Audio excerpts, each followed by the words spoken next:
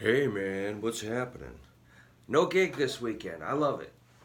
Let's do the E blues scale, climbing up the neck. Start with the fat string. We're gonna make it all the way to the first string, 12th fret.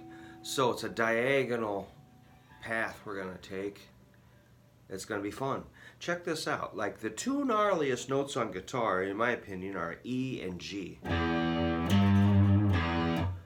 That's just like huge.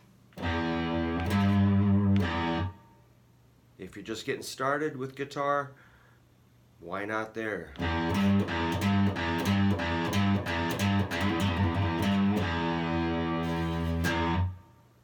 Then you go a little higher. How about up to A? And back down. A, G, E. Sounds like T and T.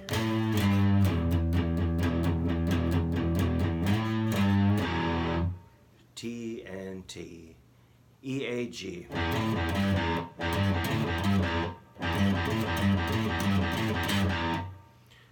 Then, if we're in the blues scale, we're going to go up one fret from that A, which gives us an A sharp or B flat, which is a flatted fifth. Dangerous note. Sounds kind of on the edge. Yeah, it's a flatted fifth. So this is like a root, minor third, fourth, flatted fifth, to a fifth. Which gives you a nice 3 in a row right here on a 5, 6, 7.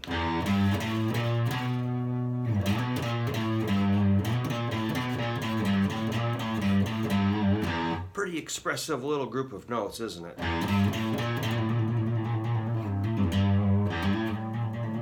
So I'm doing a little hammer on, pull off. That's legato playing, smooth.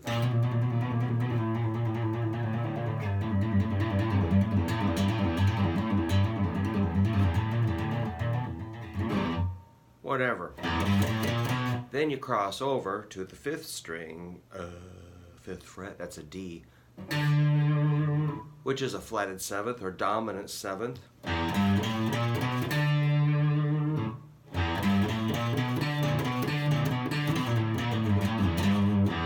Wow.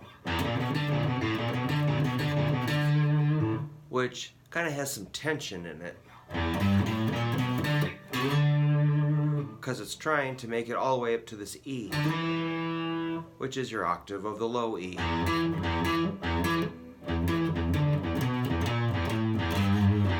So just get creative, go up and down that pattern.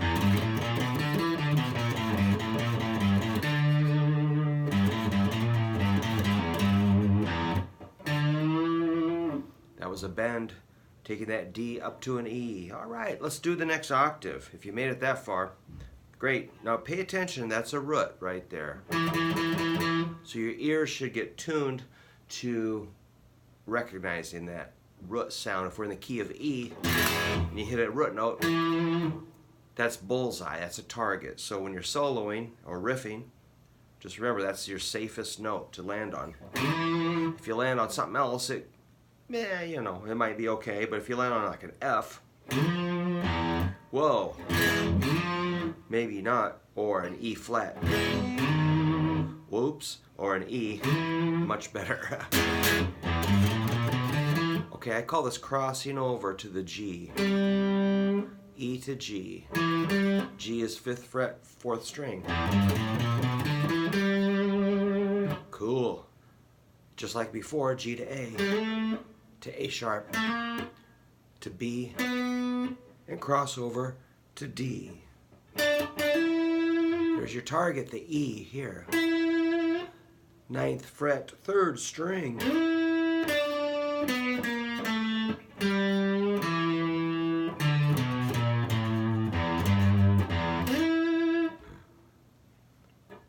Excuse me, next step from that E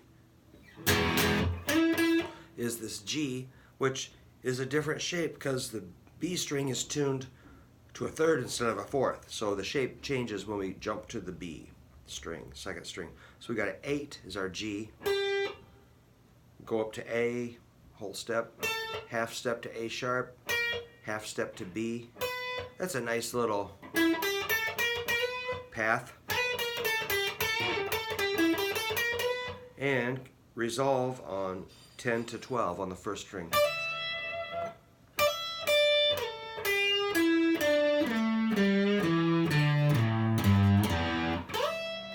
So you should just go up and down that path incessantly and just smooth it out.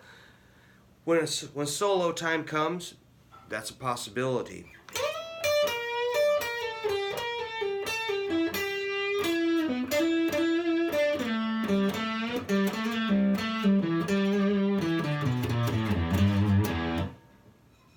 And you don't have to go in that exact order. You can scramble it, of course. This is just getting us started. Okay, let's do one little drill. Once, you might say, okay, Brooke, I got the pattern down, now what? You can just start exercising and get creative in this pattern. Something like...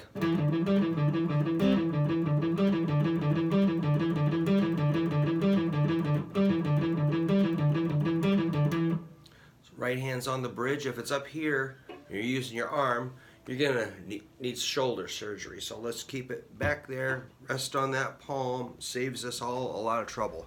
So I'm just going,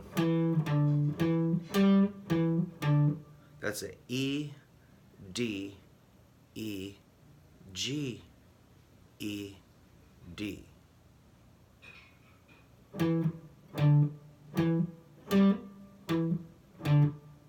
Sounds pretty dorky as one time. I mean, it's okay, but it sounds more impressive if you repeat.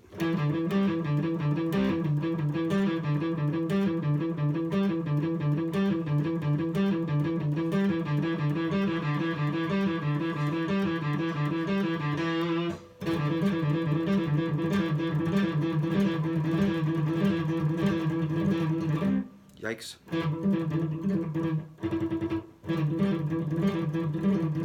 How I'm getting some faster picking is I'm pretty relaxed with this right hand, but the edge of the pick is pretty tiny. If it's hanging out like this, you're going to kind of snag. Your pick's going to go too deep, and you're going to get caught in there. So the trick is to only tickle the top of the string, in my opinion. Whoosh. Tiny, and you're even feeling the string hit the edge of your thumb and your index finger. Just barely skimming the skin on your thumb. Then you know you got really shallow picking depth. So you're not, snagging on the string.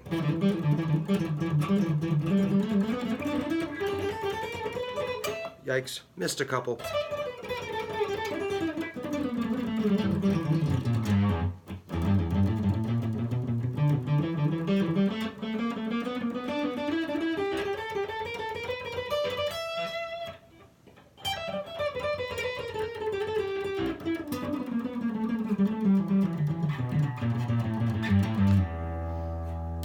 I went outside of the pattern.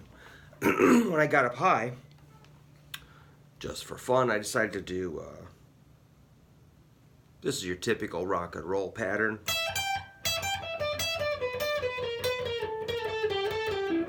On the 12 and 15.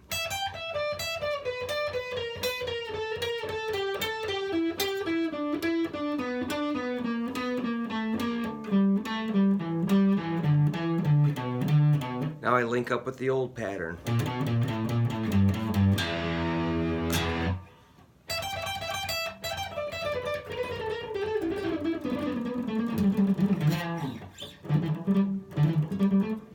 What Led Zeppelin song did Jimmy Page do that on? Was it, yeah.